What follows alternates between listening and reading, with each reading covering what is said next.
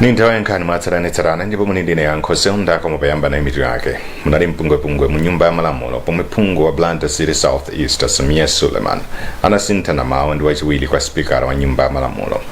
Zinthu sizili bwino pa sikulu ya primary ya Mbayani 2 ku Blantyre komwe ana akuphunzirira pansi pa mtengo. Nkhani zina bwalo la ndege ku Mzuzu akulikozanso ndi cholinga choti pazitera ndege zikuluzikulu. Ndizi komanso nkhani zina zambiri tikhale limodzi.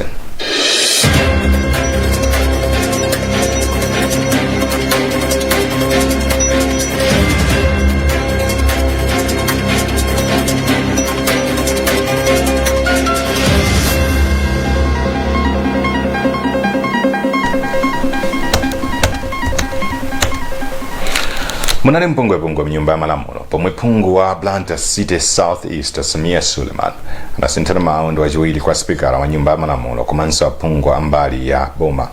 Izinadza pomwe Suleiman anayamba kulankhula nyumbayi koma spikala wa nyumba ya malamulo Amadaliso Kadzombo anakana zoti anawapatsa mpata Suleiman kuti alankhule. Izi zinapangitsa Suleiman kusinthana mawu ndi Kadzombo komanso ambali ya boma ndipo atawuzidwa kuti atuluke iwo sanatuluke nthawi yomweyo ndipo anawuza kuti asabwerenso nyumbayi kwa masiku asanu ngati chilango. Kathy Maulidi ali ndi ripoti.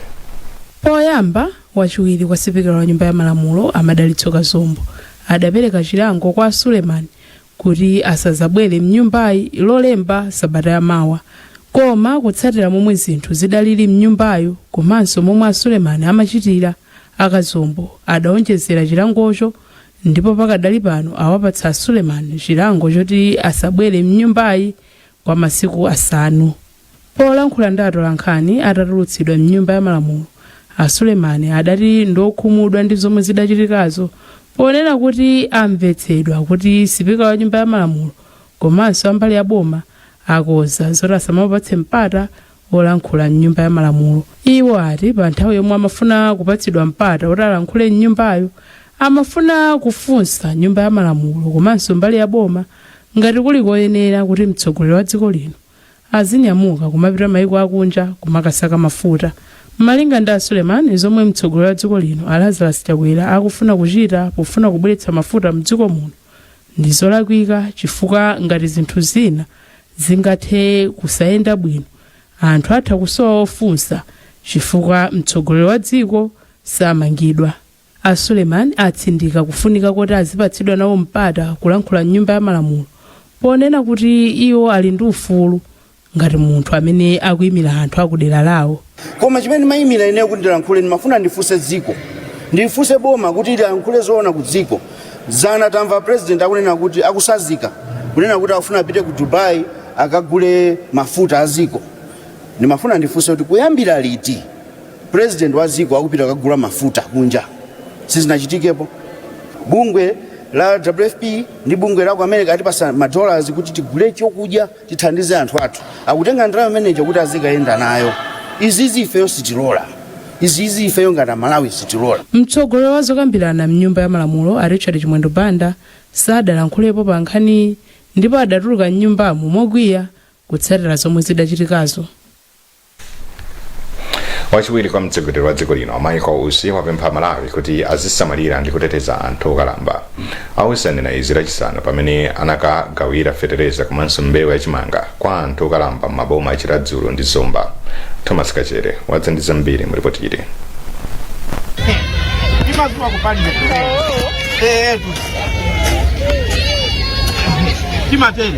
Ausi anati chikondi pakati pa anthu ndi chofunikira, kotero anapempha anthu onse kuti azisamalira ndi kuthandiza anthu okalamba kuti azikhala moyo wabwino. Anyamatani simukathandiza bwanji kulima? Iyayi. Sopano awa agogo akula inu muli mphamvu zanu ofuna kwathandiza kutani kulima. Amayi omwe analawirira m'minda yawo anathandizidwanso ndi mbewu komanso fetereza.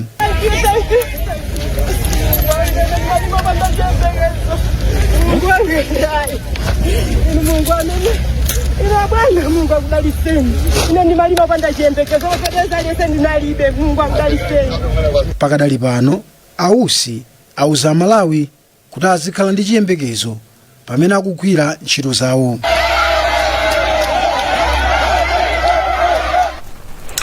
zinthu zili bwino pa sikulu ya primary yambayani 2 ku Blantyre komwe ana akuphunzirira pansi pa mtengo ndipo munyengo ya mvulayi sakuphunzira nkomwe.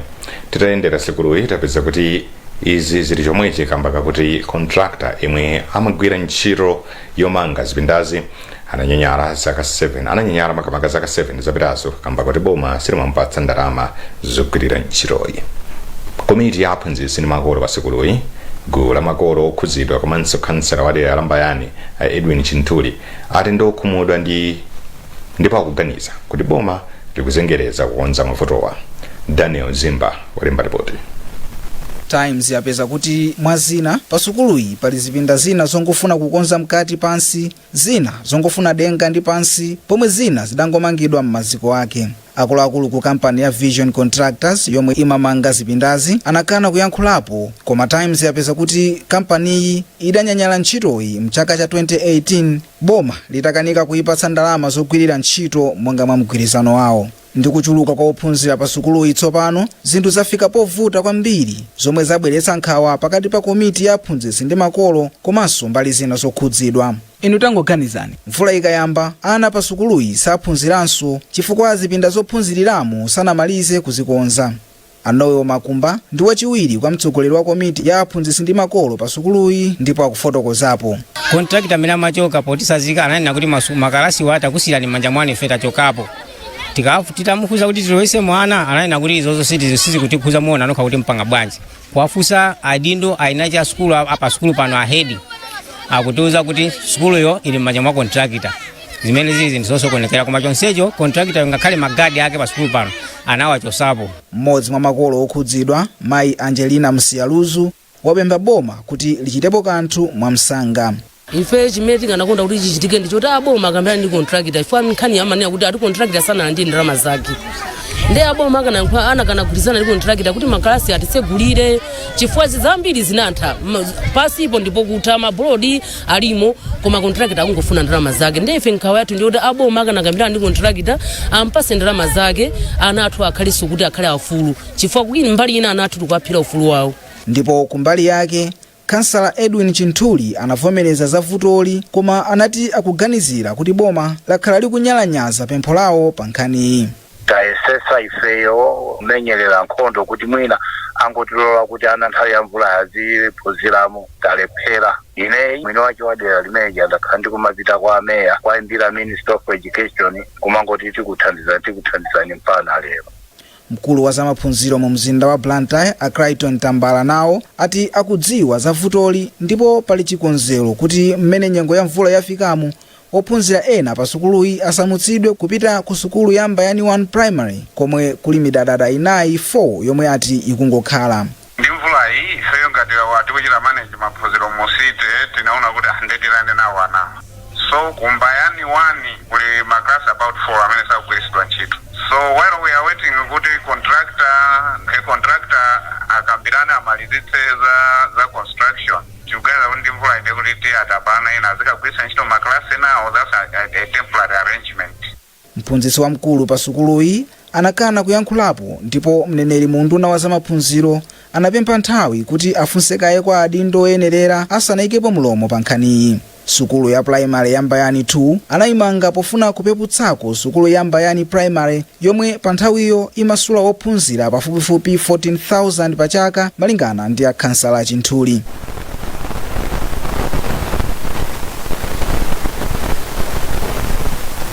Bwalo la ndege kunzuzo akulikonzanso ndi chilinga choti pazitera ndege zikuluzikulu zoti zitha kunyamula anthu okwana 60. Mwazina kampani ya Airport Development Limited ikutalikitsa njira yomwe ndege yomwe imayendapo potera komanso pouluka mpanda komanso maofesi ena. Feston Baregezo ali ndi ripoti. Mofalisa nkhani za kampani ya Airport Development Limited Awezi Gondwe ati gawo loyamba lokonza bwalo la ndegeri litenga masiku 10 ndipo mwazina kukhale kuonjezera nsewu umene ndege imayendapo potera komanso kuuluka. Ngakhale sanatchule kuti ntchitoyi itenga ndalama zochuluka motani, Agondwe anati ntchitoyi ikugwiridwa kupyolera ku ndalama za boma. Payankhula posachedwa apa atakaonekera ku komiti yoona zamtengatenga ya nyumba ya malamulo mkulu wa kampani ya ADL a Victor Lungu anati akugwira ntchito zosiyanasiyana zokonzanso kagwiridwe kawo ka ntchito monga kumanga bwalo la makono la ndege kumangochi komanso kumzuzu, ntchito imene izatenge ndalama zokwana $250 million. Mfumu ya mzinda wa Mzuzu Akondwani Brian Nyasulu anati kukonzanso bwalo la ndege lakale la Mzuzu ndi chinthu chabwino kwambiri popeza kuti zithandizira kuti ntchito zokopa alendo zipite patsogolo mu mzindawu.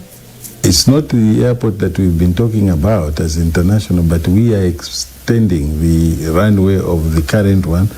Sindikamba za bwalo la ndege la makono lomwe lakhalire mkamwa mwa anthu kwa nthawi yayitali, koma pano tikukonza bwalo lakale mcholinga choti tizitha kulandira alendo ambiri komanso kupititsa patsogolo ntchito zokopa alendo. Transfer the passenger numbers to that airport and all those facilities that are involved. Poyankhulapo wapampando wa komiti yoona za mayendedwe nyumba ya malamulo a Enoki Phale anati pomwe boma likuwunikira zomanga bwalo la ndege la makono kuEkondeni, ganizo lokonzanso bwalo la ndege lakale la Mzuzu ndi labwino kwambiri. Ena akhala kukambapo kuti bwalo la ndege la makono likazatha boma lidzagwetse bwalo lakale la ndege ku Mzuzu ndi cholinga choti pasakhale zitukuko zina. Poyankhula pa izi a Phale anati ganizo ndi labwino komabe litha kuwunikidwa.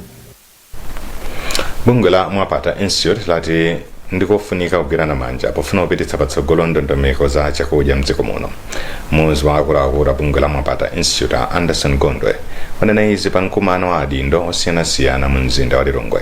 Agondwe anati pali kuperewera pa mgwirizano wa adindowa zimene zikupherezera ndi zotsatira zimene apeza pakagwiridwe ntchito kupititsa patsogolo ntchito zakapangidwe kakonzedwe ndi kapezedwe ka zakudya mdziko muno. Agondwe akufotokoza zambiri kwa mtolankhani wathu Pemphero Malimba. Tapeza mfundo zambiri koma mongo fotokoza mfundo zochepa chabe. Mfundo yoyamba ndiyo khuza namene ma department osiyanasiyana timagwirira ntchito limodzi. Pakadali pano tikuona kuti ma department ambiri komanso ma development partners ena mgwirizano kwenikweni ukhanga tucheperapo. Chifukwa awakupanga izi koma sitikuziwa kuti uyakupanga chani. Ndeno ife tikunena kuti change kukhale pansi ndikupanga mapping ya ma activities ngati dziko lathu la Malawi komanso ma district ndi ma communities. Ndeno report imeneyo iyikidwe mwina pa website kuti wina aliyense atha kuipanga access ndikuona kuti uyu akupanga zakuti akupanga zakuti. Mkulu oona za kafukufuku ku bungwe la National Planning Commission Andrew Jamari anali kupititsa patsogolo ntchito za chakudya ndikofunikira kwambiri pa masomphenya a dziko lino a 2063. Kulumikizana kwa anthu awawa ndikuwaunikira bwinobwino kuti akhale ndi chitsogozo choyenera ndikofunikira kwambiri. Chifukwa ife bungwe la National Planning Commission mogwirizana ndi aunduna wa zaulimi amene pakali panopanda amene amatsogolera ntchito izizi tikugwirira ntchito zilimodzi. Pakufunika tilimbikitse ndipo munjira imodzi yolimbikitsa ndi nkhani zimene timakambirana lero kunena kuti kodi tipanga bwanji kuti aliyense amene akutenga nawo mbali ku nkhani ya food systems ndithu tione kuti akugwira bwanji ntchito zawo, akukonza mbali yake iti, akugwiritsa ntchito ma resources ake atikapitizo wati zoyeneretsa zake ndi ziti, nanga kuperewera kwawo ku ntchito zimene akugwira nkotani kuti tiathandizire athe kukwaniritsa kugwira ntchito zolimbikitsa nkhani za food systems. Tipitiriza upasana nkhanizi mkatha kuonera izi.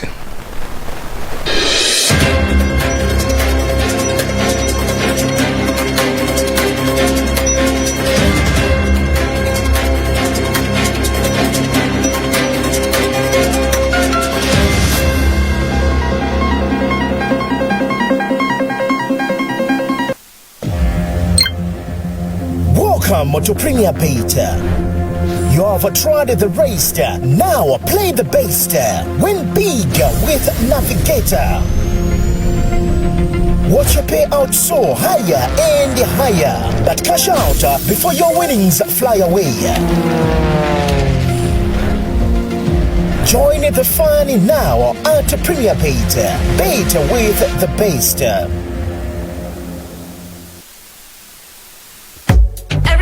Foods with protein are good for us. A wonderful meal for the family. A little bit of onions, a little tomato. Mix it up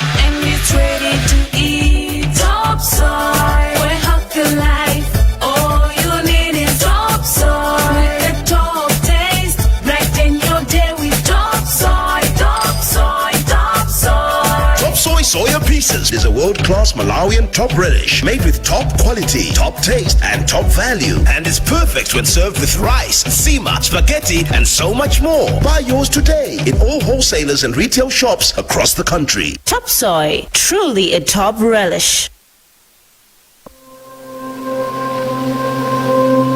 As a child growing up, I always remember starting each day with the trusted sweetness of Ilovo sugar.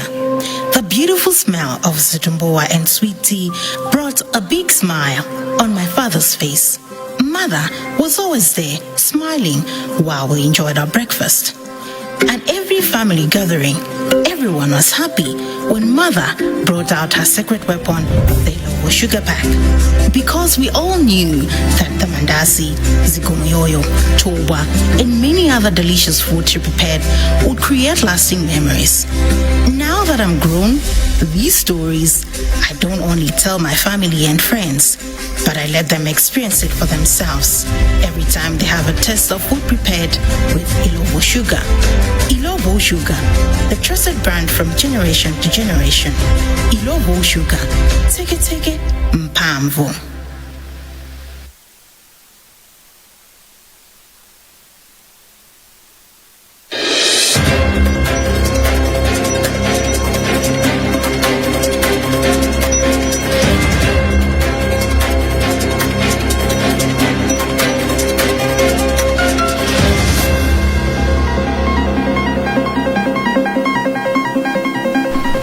popitiriza nkhanizi mgwirizano wa mabungwe wa chisankho watch omwe cholinga chake nkuonetsetsa kuti chisankho chizayende bwino adzudzula mchitidwe wa anthu andale opereka katundu osiyanasiyana kwa anthu kuti awavotere. polankhula lachisanu mu mzinda wa Lilongwe wapampando wa bungweli Bishop Clifford Matonga ati izi ndikudzera mu kafukufuku yemwe yapanga ndipo ati mchitidwewu ngosayenera. Amatonga afotokoza malo ena kumene kumayenera kuchitira kalembera ngakhale bwalo la milandu lidalamula NRB kuti adzipezeka kumalo olembetsera, malo ena samapezeka.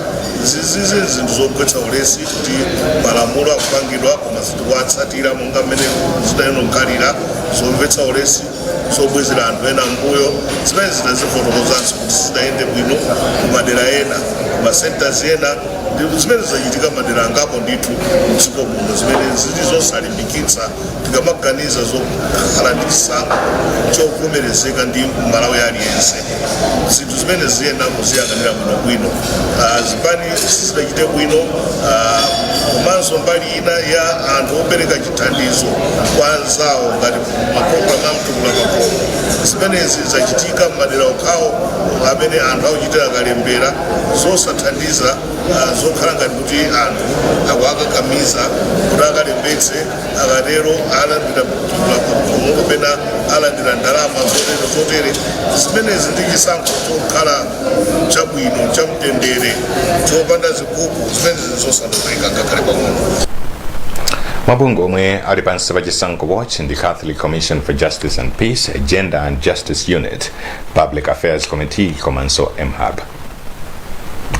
konsolo ya boma laneno yati mchitidwe olekerera anthu odziwika bwino akapalamula milandu komanso abambo kusaneneza nkhanza zomwe akumana nazo zikukolezera nkhanza zotengera kuti wina ndi mamuna kapena mkazi mdziko muno. wapampando wa konsoloyi a Joseph Chiphariwali wanena izi pa msonkhano okhazikitsa masiku 16 olimbana ndi nkhanza zoterezi mbomali. Daniel Zimba walemba ripoti.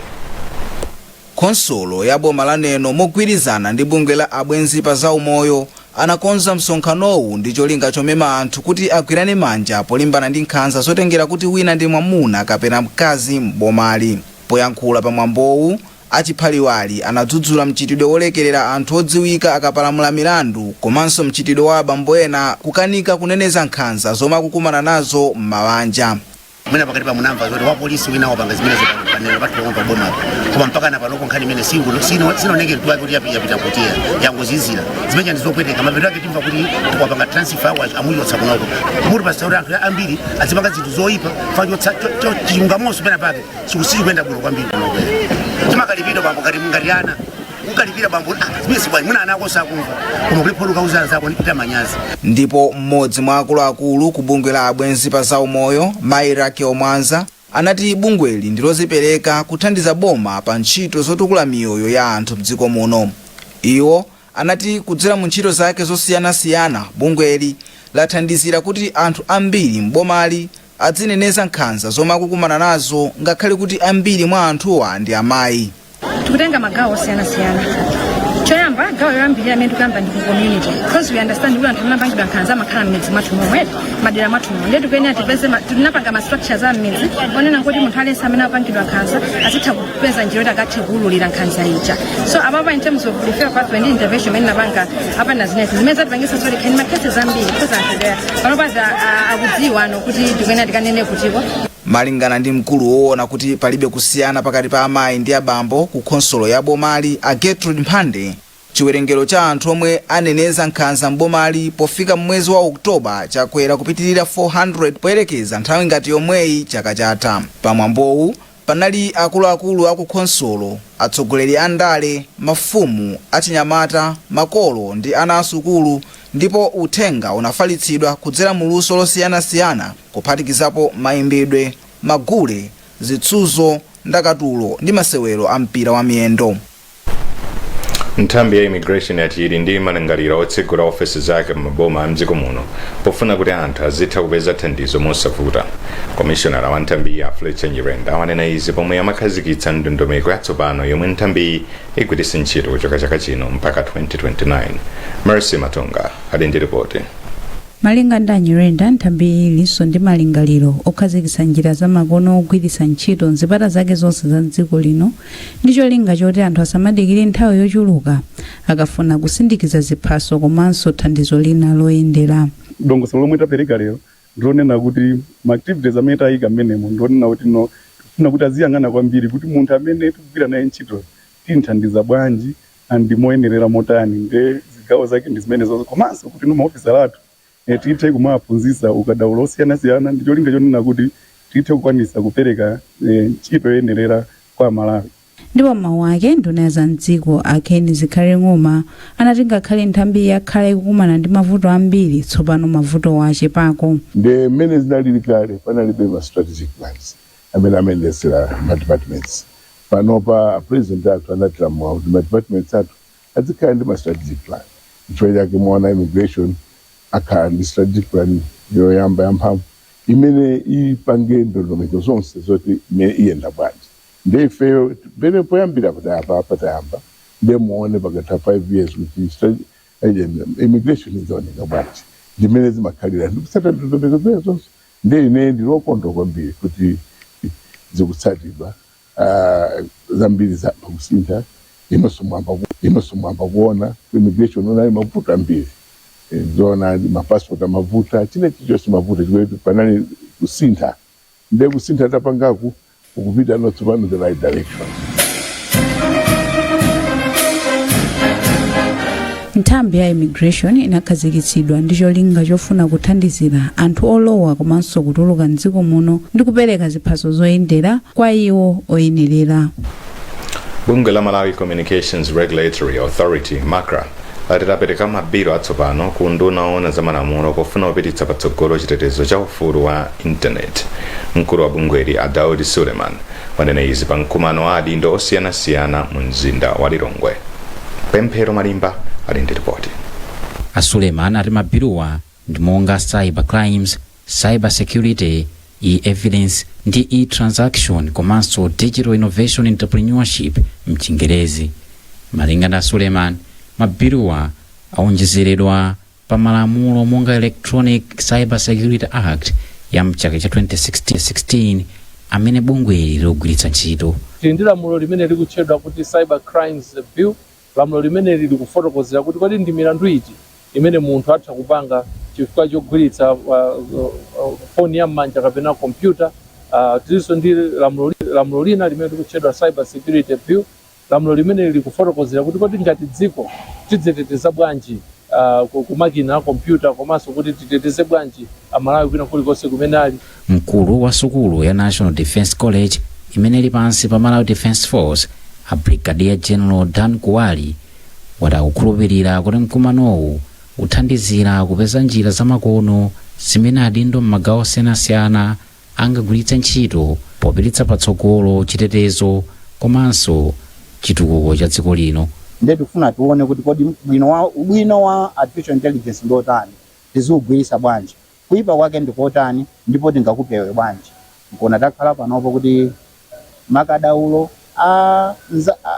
artificial intelligence atithandize kuti tione kuti technology tizigwiritsa mwaubwino komanso tisamagwiritse molakwika. Mkumanowo umene wa masiku awiri ndipo wabweretsa pamodzi akatswiri pa nkhani za chitetezo, chitukuko komanso luso la makono wakonzedwa ndi sukulu ya National Defense College komanso Malawi Cyber Emergency Response Team imene ili pansi pa bungwe la MACRA.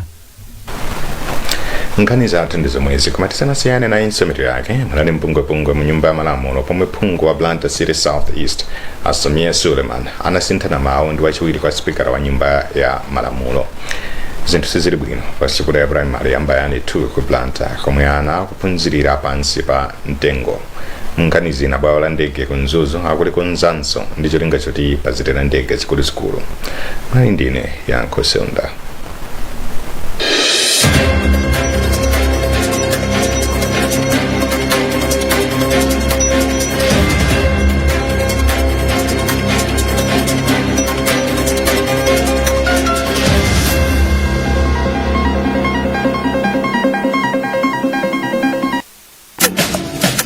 Ikoza kusinta zintu voti yangu bungwe loendetsa